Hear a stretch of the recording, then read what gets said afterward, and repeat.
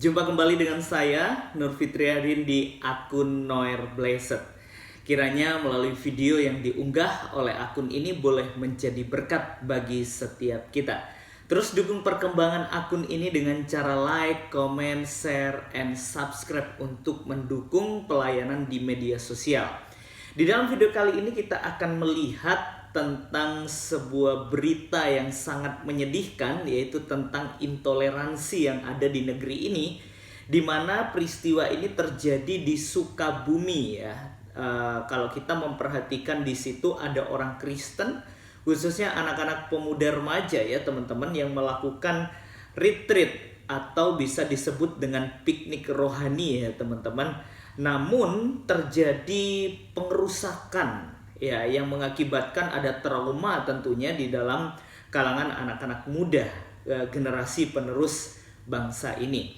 Sebelum kita membahas bagian ini, saya akan mengajak kita untuk simak video berikut ini.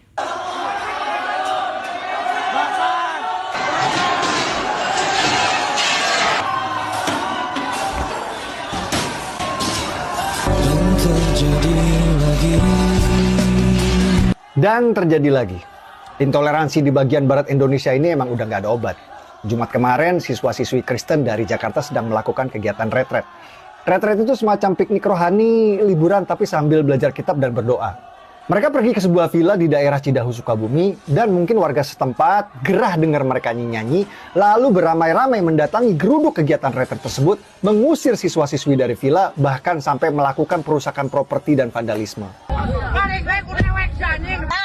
Ini bukan soal izin. Jangan terkecoh dengan alasan izin. Ini murni Kristenfobia, kebencian dan ketakutan terhadap agama Kristen yang dibiarkan oleh negara dari zaman Pak Jokowi sampai presidennya Pak Prabowo. Tidak ada atensi dari negara, apalagi upaya mitigasi. Aparat tidak pernah hadir untuk memastikan kebebasan beribadah bagi umat minoritas. Ini realita di Indonesia bagian barat, Indonesia yang Kristenfobia. Dan karena pemerintah wilayah barat selalu tutup mata, bahkan sering kali memihak pada warga intoleran, mungkin kita anggap saja wilayah Indonesia bagian barat ini adalah memang tempat untuk kalian umat Kristen ikut memanggul salib. Jadi kalau kalian umat Kristen ingin merasakan tantangan dan penderitaan Yesus, beribadahlah di wilayah Indonesia bagian barat. Saya jamin kalian akan tahu rasanya ikut memanggul salib. Bahwa kami tidak ada membangun gereja. Tempat itu adalah villa pribadi. Kami sedang mengadakan retret dalam rangka liburan sekolah anak-anak. Dan kebanyakan pesertanya adalah remaja dan anak-anak. Tiba-tiba kami mendengar suara keramaian di pagar. Orang gedor-gedor pagar, orang berteriak-teriak. Dan pada saat itu kami sangat kaget. Karena tiba-tiba banyak batu-batu bertebaran. Batu-batu dilempar.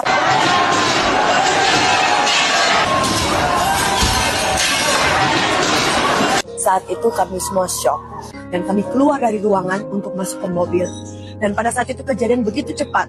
Sampai anak-anak tidak bisa membawa pakaian mereka, membawa tas-tas mereka, membawa peralatan mereka. Mereka hanya kami giring sampai masuk ke dalam mobil. Pada saat kami mau keluar dari gerbang, semua mobil unit kami yang kami bawa dipukul-pukul, dilemparin batu. Dan itu benar-benar membuat suatu trauma bagi anak-anak kami. Sehubungan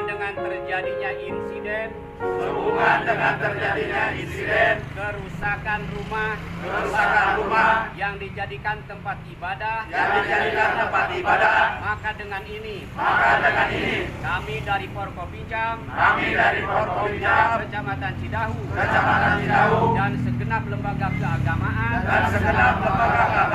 Kecamatan Cidahu serta tokoh masyarakat tokoh pemuda menyatakan satu, bahwa situasi dan kondisi di wilayah Kecamatan Cidahu kondusif dan siap memelihara dan menjaga stabilitas keamanan di wilayah Kecamatan Cidahu. Dua, tidak akan terulang kembali kejadian insiden tersebut.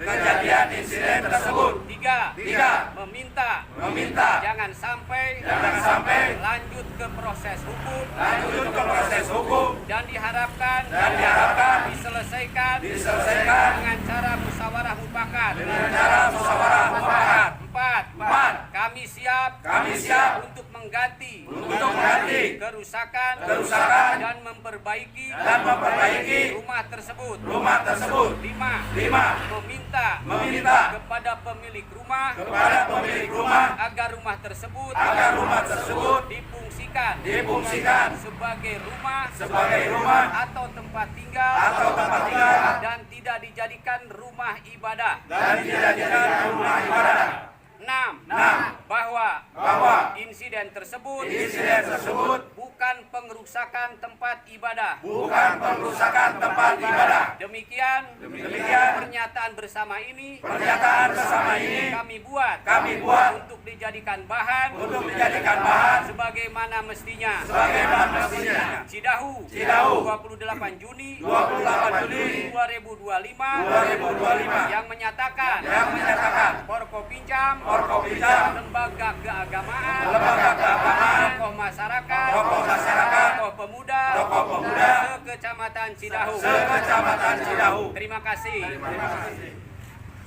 Buat yang bertanya-tanya tentang kejadian yang ini, saya mau berbagi cerita pengalaman yang Kejadian ini terjadi di Sukabumi.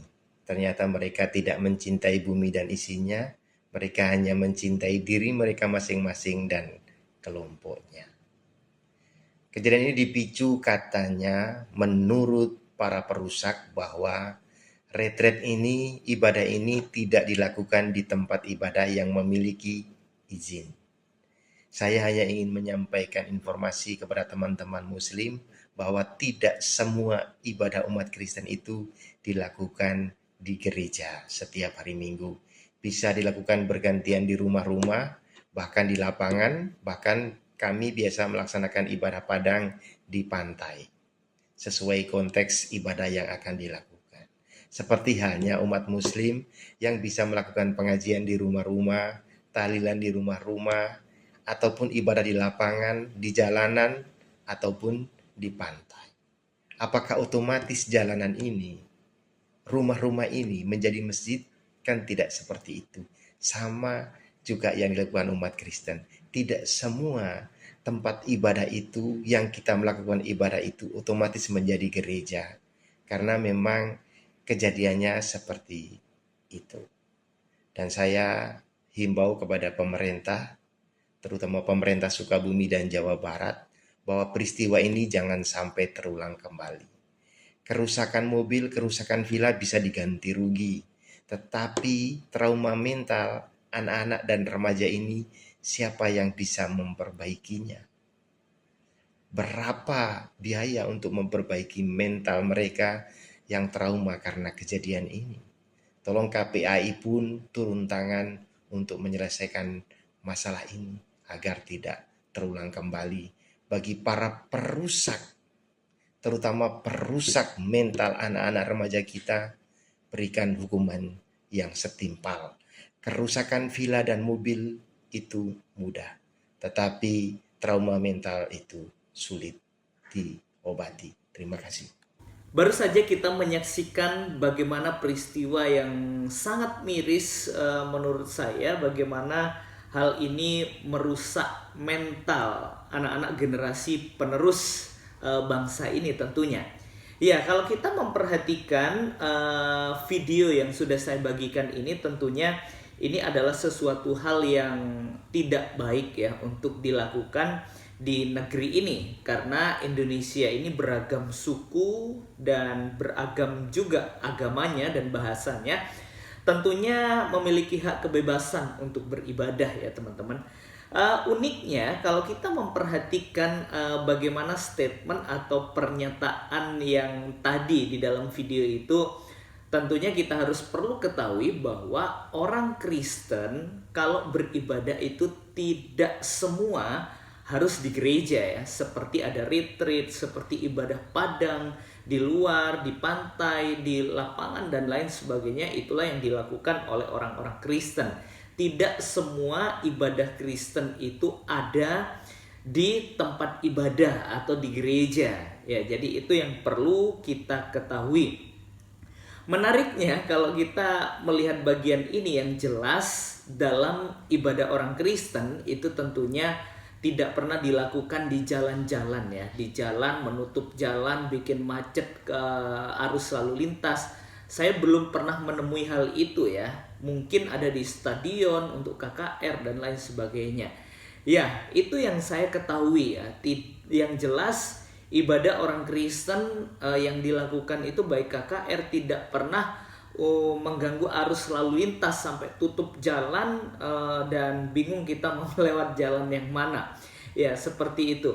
Kita akan belajar bersama-sama di dalam bagian ini apa sih sebenarnya pesan Alkitab terhadap orang-orang atau pengikut Kristus ya, teman-teman. Kita dapat melihat di dalam Yohanes 15 ayat 18 sampai dengan ayat yang ke-19 ini yang perlu kita ingat dan perlu kita refleksi dalam setiap kehidupan kita ya.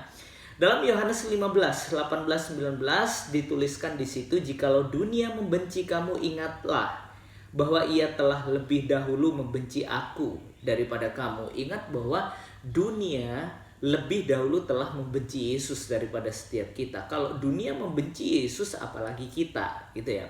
Lalu dalam ayat yang ke-19, sekiranya kamu dari dunia, tentulah dunia mengasihi kamu sebagai miliknya. Tetapi karena kamu bukan dari dunia, melainkan aku telah memilih kamu dari dunia, sebab itulah dunia membenci kamu. Jadi mari kita belajar dan kita meresapi apa yang dikatakan di dalam kebenaran firman Tuhan dalam hal ini. Kita hanya belajar untuk tetap setia memikul salib yang telah Tuhan sediakan bagi setiap kita ya teman-teman. Dan percayalah bahwa Tuhan selalu menyertai di dalam setiap langkah kehidupan kita.